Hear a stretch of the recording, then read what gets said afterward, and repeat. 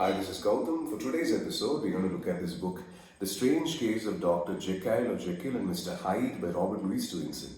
This book was published in the 1880s, and the beauty is this book still resonates today but with a different perspective.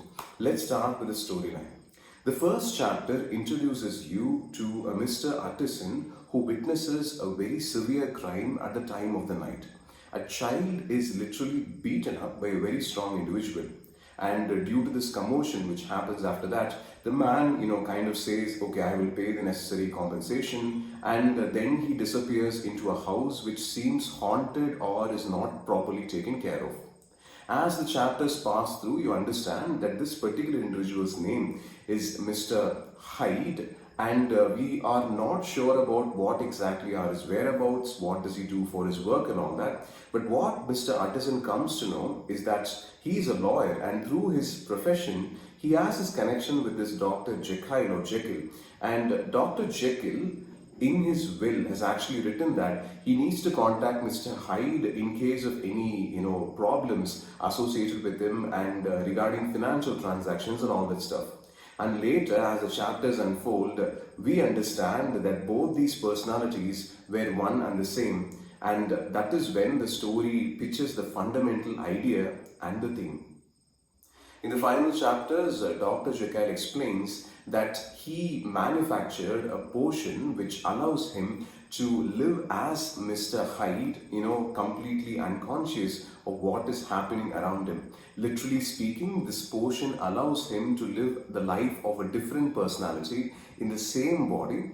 And during this time period, he is able to pursue the passions which he is not able to pursue in his profession or the personality of Dr. Jekyll. So Dr. Jekyll and Mr. Hyde are the same person, but the idea is both of them are not exactly conscious of what they do at the initial stages, and both of them lead two different lives.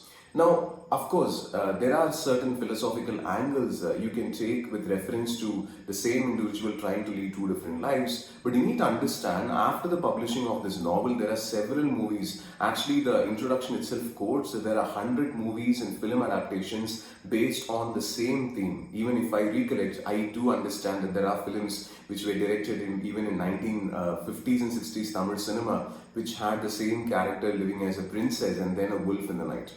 Now, let's try to break down and understand this particular theme when it comes to our contemporary world. This idea of leading two different lives is not something which is necessitated by a potion, but it is something which I believe all of us are involved with. Let's try to take this example of what happened during COVID-19. Good number of individuals who were able to work online had a new term called as work from home, and they proceeded with that. And that led to severe clashes within the house. Because the face or the personality which we show in our workplace is not the same as how we are in the house. There are two different personalities. Or take the example of how we behave in social media.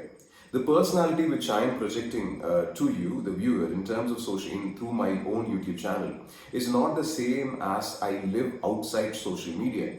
You take Instagram or Facebook or WhatsApp. People are actually trying to create this, image that they're living an extremely happy life. You create an online personality which is extremely happy, very knowledgeable. But if you look at the offline personality, it is actually having all the problems. Every individual faces the same problems. In spite of financial conditions, every individual has his own share of both happiness and sadness.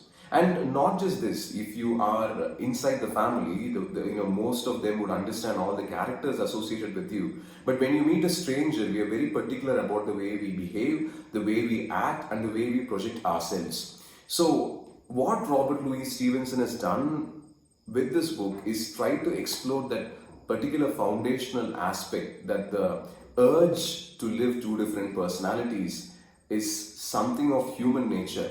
And it doesn't matter when the novel was written. Since ancient times, possibly, we have always been like that.